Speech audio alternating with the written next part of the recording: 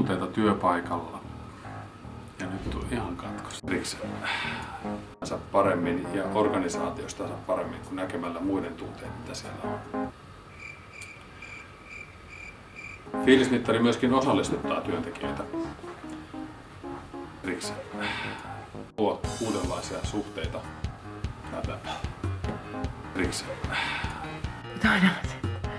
Toinen asia. Joo, vähän ryhdikkäämpi. Okei. Onko tää hyvä? Nyt sä oot tosi hyvä. Toi näytti tosi uhkaavaa, kun sä olet ihan kuuma. Okei, meillä on työkalu. Ja miksiköhän meillä on semmoinen työkalu?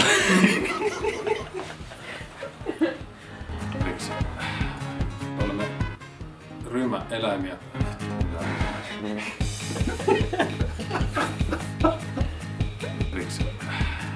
Ja myöskin kuuntelusta ja ymmärtämisestä. Työntekijöiden hauska. Vastata toista